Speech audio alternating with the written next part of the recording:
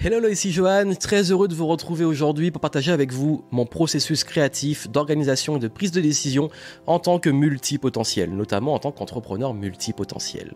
Si vous ne me connaissez pas, je suis entrepreneur depuis 2008 et c'est vrai qu'en tant que profil multipotentiel touche à tout, je suis amené à avoir beaucoup de responsabilités. J'ai également souvent un petit peu de charge mentale, de décisions à prendre. J'ai également pas mal de projets que j'aime lancer parce que j'aime être touche à tout. J'ai un peu du mal à rester dans une même case, une même voie, et du coup j'ai besoin de variété. Et puis aussi et surtout, j'adore apprendre et je suis très curieux. Donc j'ai besoin aussi de stimuler mon intellect, d'apprendre des choses pour pouvoir aussi être au meilleur niveau pour aider et transmettre également à mes clients. Et aujourd'hui, je voulais partager avec vous justement mon processus et comment ça peut vous inspirer vous en tant que multipotentiel. Et j'en profite pour vous dire que si vous ne savez pas ce qu'est la multipotentialité, vous avez les infos en descriptif et vous avez aussi pas mal de ressources que j'ai mises à votre disposition. Mais en gros, les multipotentiels sont des personnes qui sont justement touche à tout, qui ont plein de compétences, plein de passions, du mal à rester dans les mêmes cases, qui souvent ont plusieurs carrières en une, plusieurs vies dans une vie et qui ont tendance à pas mal faire beaucoup de projets et du mal à rester canalisé sur un seul projet. Et la caractéristique principale, c'est on se lasse vite, on a besoin de tout le temps de variété, on aime créer et amener du challenge, et puis surtout on a tellement de compétences, de casquettes que c'est difficile parfois aussi de juste se concentrer sur une spécialité ou autre. Mais en tout cas, la multipotentialité, c'est une force, mais ça peut aussi être mal vécu, qu'on a du mal à prendre des directions, à s'organiser, à savoir aussi, face à plein d'opportunités où on veut aller, à prendre sa place, à aussi, même dans le business, savoir comment gérer un business, qu'on a envie d'en faire 10 000. Donc tout ça, je vais vous montrer un petit peu mes astuces qui peuvent aider. Et je vais le faire à travers 5 points qui vont vous aider à comprendre, parce que ce sont les 5 points du processus et les 5 points clés pour vous aider dans votre multipotentialité. Le premier point, vous allez avoir un peu mes sources d'inspiration, comment je me forme, comment je m'éduque. Vous allez avoir aussi ma stratégie de créativité, mon processus créatif, parce que je crée beaucoup de contenu, mais je crée aussi des nouvelles offres dans le business, etc. J'aime aussi créer, parce que ça veut dire créer, c'est carrément des entreprises. Donc, mon processus vraiment de créativité.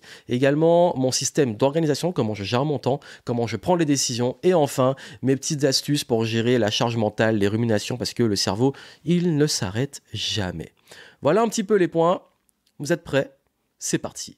Le premier, c'est bien entendu comment on nourrit la curiosité et comment je me forme, comment je m'inspire, comment je trouve l'inspiration.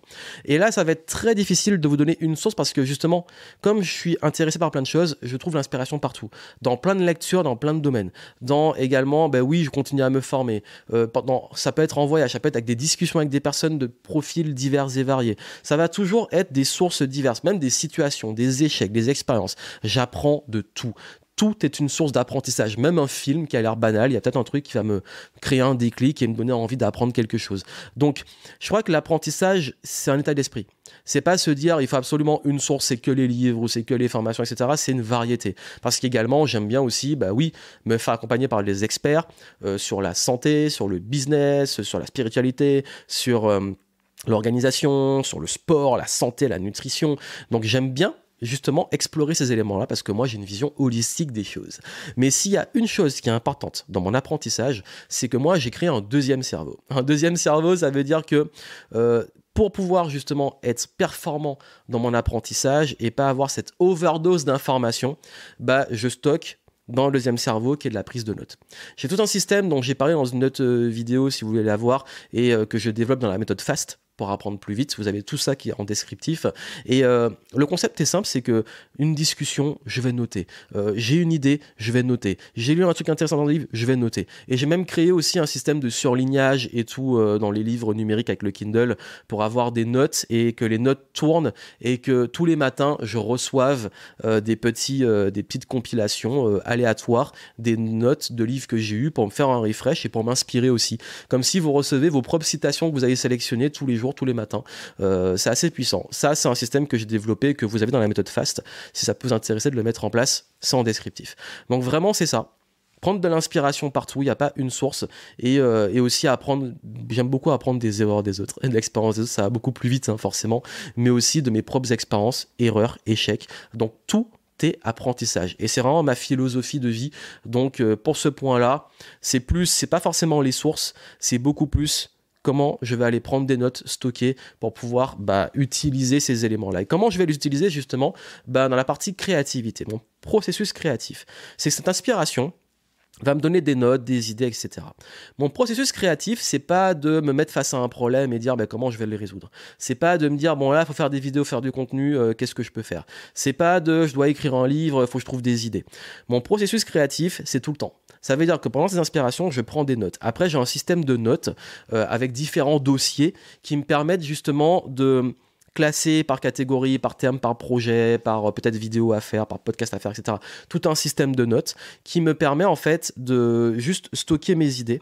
Et c'est là que j'aurai mes meilleures idées. Par exemple, script d'une vidéo, je me dis, ah tiens, je pourrais faire une vidéo sur ça et je vais noter toutes mes idées de la vidéo. Je peux créer un post pour les réseaux, je vais noter mon idée. J'ai une inspiration, je vais noter une idée. J'ai une réflexion philosophique, ça pourrait faire un post, j'écris. En fait, je vais pas être tout le temps là derrière un écran, il faut que je crée du contenu. C'est tout le temps, je crée du contenu tout le temps, même quand je fais du sport. Ah tiens, j'ai une idée, j'ai un truc inspirant, là, tac, tac, je l'écris. Et ensuite, qu'est-ce que je vais faire? Je vais aller piocher dedans et je vais me dire, ok, cette semaine, on parle telle thématique parce que j'ai des hashtags dans mon système de notes. Je vais prendre ça. Et là, je vais le mettre en forme.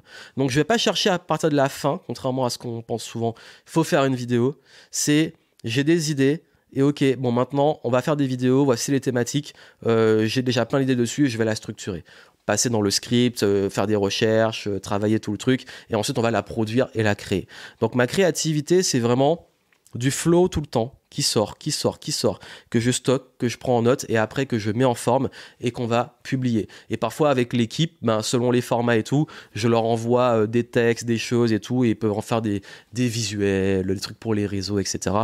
En fait, je veux vraiment me concentrer juste sur ça. En fait, j'ai pas de problème créatif. Moi, c'est le contraire. J'ai trop d'idées. Donc, ça sort, ça part. Et ensuite, on le passe dans un filtre, on le script, on le met en forme s'il faut, et après il pourrait être publié pour être digeste pour le public. Et c'est pareil pour la résolution de problèmes, parfois oui, dans le business et tout, il y a des décisions, des problèmes à résoudre, donc qu'est-ce qu'on va faire? C'est que je vais poser les problèmes, j'ai des frameworks pour m'aider parfois à le voir sous des angles différents, mais également, il y a un truc qui marche très bien, c'est juste aller marcher, sortir, ou faire une pause, parce qu'on n'arrive pas à avoir une solution, et laisser travailler le cerveau. Et bizarrement, il y a toujours l'éclair de génie, la solution qui va arriver comme ça. Donc ça, c'est vraiment un process créatif qui est basé beaucoup plus sur laisser la créativité m'alimenter et ensuite la structurer dans des choses beaucoup plus concrètes. Et là, on arrive à l'organisation. Comment je m'organise en étant touche à tout? Alors là, c'est pas mal de principes qui sont très larges, qui seraient difficiles à définir.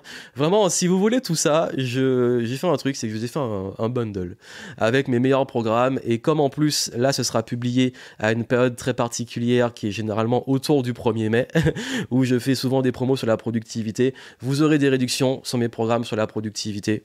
Franchement, profitez-en si c'est un truc qui peut vous intéresser. Mais là, si je peux vous donner vraiment l'essence, moi, pour le coup, pour l'organisation, je parle de la fin. Qu'est-ce que je veux atteindre?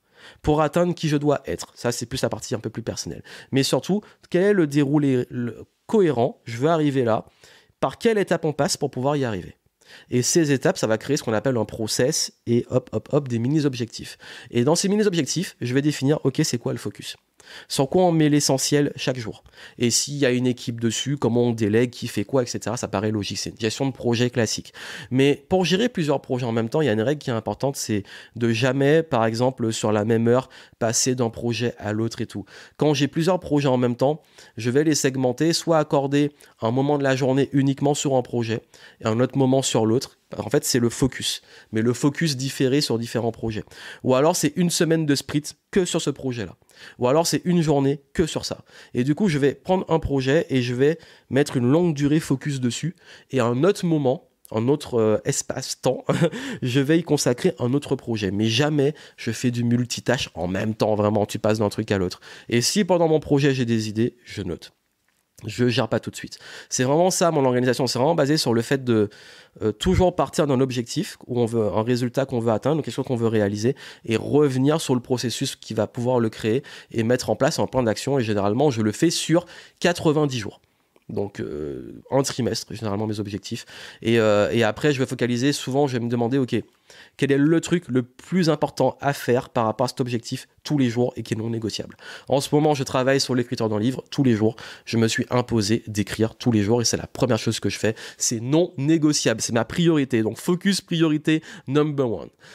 Quand il s'agit de prendre des décisions, alors là, c'est plus subtil. La prise de décision, j'en ai déjà parlé un peu avant, mais j'ai plusieurs systèmes de prise de décision dans différents domaines. Finance, investissement, business, stratégie marketing, relationnel, choisir, recruter, déléguer. Bref, j'ai créé des systèmes. Pourquoi ? Parce que souvent, quand on se laisse trop emporter par des émotions ou par des biais, on peut prendre des décisions pas forcément toujours lucides. Et c'est bien d'avoir aussi ces systèmes qui cadrent un peu, mais qui laissent part aussi, aussi à une part intuitive et tout. Je dis pas le contraire, mais c'est juste que le système me permet de me poser les bonnes questions. Que parfois, on est un peu on est un peu sous l'émotion et tout, on se pose pas les bonnes questions. Donc, moi, mon système de prise de décision, il est basé sur différents domaines et je vais aller piocher selon les décisions que j'ai à prendre. Mais s'il y a bien une chose qui est universelle que je peux vous transmettre, c'est vraiment, ça fait toujours la différence. C'est que quel que soit le projet, quelle que soit la décision et tout, je vais toujours me demander, ok, est-ce que je vais apprendre ? Est-ce que je vais vraiment apprendre quelque chose ? Je vais toujours me détacher du résultat parce qu'il y a les objectifs, les résultats, tout ce que tu veux, on peut gagner de l'argent, des relations, tout ce que tu veux, des contrats. Moi, je vais me dire, ok, c'est quoi vraiment est-ce que je vais vraiment apprendre ? Est-ce que ça va vraiment m'élever ? Peu importe ce qu'on réussisse ou qu'on échoue, je vais apprendre quelque chose. Parce que quand on apprend, on gagne toujours. Donc ça va toujours être ma question numéro 1. Mais ce qui est encore plus important dans le fil de la décision, de là d'apprendre, c'est est-ce que c'est cohérent avec mes valeurs ? Est-ce que ça respecte mon système de valeurs ? Est-ce que c'est... Oui, est-ce que je me sens bien et aligné avec cette décision en termes de valeurs, de mes valeurs même sacrées ? Est-ce que je vais m'amuser ? Est-ce qu'il y aura du fun ? Est-ce qu'il y aura de l'épanouissement ? Est-ce que vraiment ce projet, ouais, on passe un bon moment ? Parce que moi, c'est important, je me demande toujours, par rapport au feeling avec une personne ou un projet et tout, même si c'est difficile, même si c'est challenging, est-ce qu'on est sûr de pouvoir vraiment passer un bon moment ? Et comment on va faire en sorte de passer un bon moment sur ce projet ? Donc oui, moi j'ai besoin de m'amuser, j'ai besoin de fun, donc ça j'en ai beaucoup parlé, j'ai fait un contenu avant où je parlais des 3 J. Le jeu et la joie. Si vous allez voir, je mettrai un lien en descriptif. Et ça, c'est important. Pour moi, c'est toujours un filtre fondamental. Et le dernier, c'est est-ce que je vais planter une graine pour l'avenir ? Moi, j'aime pas faire des choses éphémères et qui durent pas. J'aime me dire, ok, est-ce que ce projet, peu importe le résultat, ça peut-être planter quelque chose qui va germer pour le futur. Une relation, une opportunité, une réputation, un apprentissage, ça en fait partie. Mais toujours me dire, ok, mais vous avez vu qu'il y a quand même une règle, c'est que dans mes décisions, dans mon système universel, je me déconnecte de la pression du résultat, je lâche prise. Il est important, il est là, mais je veux toujours faire en sorte que ma décision soit pas basée uniquement sur un résultat parce que ça crée des attentes et parfois des déceptions et des échecs beaucoup plus forts. Ça ne veut pas dire que je ne vais pas atteindre le résultat. C'est juste que moi, je vais focaliser sur tout le processus qui peut provoquer le résultat, mais ce résultat ne m'appartient pas. Par contre, ce qui m'appartient, c'est respecter mes valeurs, c'est apprendre, évoluer, et ça, je gagne toujours. C'est passer un moment, parce que moi, pour vivre, j'ai envie de m'amuser. Et puis surtout, est-ce que sur le long terme, au-delà du résultat, même parfois à court terme, il y aura des impacts qui seront positifs. Donc, je vais y gagner toujours. Et oui, c'est mon petit système que je partage avec vous comme ça. Et puis je voulais finir sur la partie un petit peu charge mentale et tout. Je sais que moi j'ai un cerveau qui tourne tout le temps. Et que ce qui m'a aidé, c'est de lâcher prise. C'est de dire, ok, je suis plus mes pensées, je m'y attache plus, j'observe. Et mes pensées, elles sont là. Je peux ruminer, partir, mais c'est plus pas mon identité, je ne suis pas mes pensées. C'est très subtil, hein. Ça c'est un truc que j'ai vraiment appris en gros travail sur moi et dans différentes philosophies de travail sur soi, en psychologie, en spiritualité, c'est ne t'associe pas à tes pensées. C'est comme on dit, il faut pas s'identifier à ses émotions. Ne dis pas je suis triste, dis je me sens triste. Ne dis pas je suis en colère, c'est je me sens en colère. Ne dis pas je suis anxieux, je suis déprimé. Non, je me sens anxieux, je me sens déprimé. On se détache. Et rien que ça, l'expression, la façon de le dire, ça crée quelque chose d'autre. Et ça, vraiment, je vous le dis, ça fait une grosse différence. Ça m'a vraiment aidé dans ma vie. C'est déjà le déculpabiliser. Accepter que oui, je réfléchis beaucoup, je pense beaucoup. Et sur ça, moi, j'ai créé des petites routines qui sont très simples. L'écriture. vider ma tête sur papier, écrire dans un journal, même si je relis pas. Le fait également d'aller plus vers de la méditation, de la respiration, prendre des moments, même si c'est un truc sur lequel j'ai encore du mal, mais passer ces petits moments-là d'introspection et surtout de moments présents, de respirer, juste focaliser sur la respiration. Et il y a un point qui m'aide, c'est que je fais des grosses coupures, c'est que je fais du sport, je vois du monde, je reste pas que sur notamment le business, parce que la vie c'est pas que ça, il faut un équilibre et je vais me ressourcer ailleurs. Donc voilà un peu pour les conseils que je peux vous donner. Je sais que c'est pas mal de choses, mais je voulais que vous ayez les grandes lignes, ma philosophie derrière, parce que ça m'a été beaucoup demandé. Je sais qu'il y a beaucoup de multi-potentiels qui me suivent et ça peut vraiment vous aider à pouvoir passer à un autre niveau par rapport à ça. Et comme je vous l'ai dit, si c'est vraiment une thématique, un sujet qui vous intéresse, je vous ai fait bundle et promo, si vous voulez, les programmes à la carte sur les thématiques de la productivité, la créativité, l'organisation, la prise de décision. Vous avez tout en descriptif, vous avez une petite liste. Voilà, si vous voulez en profiter pour le week-end de la fête du travail, si vous voyez à temps, profitez-en, ou sinon vous aurez les programmes, peut-être pas avec la promo, mais c'est pas grave. Mais au moins, si c'est une thématique qui vous parle et qui vous intéresse, vous pourrez toujours y accéder et aller plus loin avec moi à travers les ressources que j'ai mises en descriptif pour vous.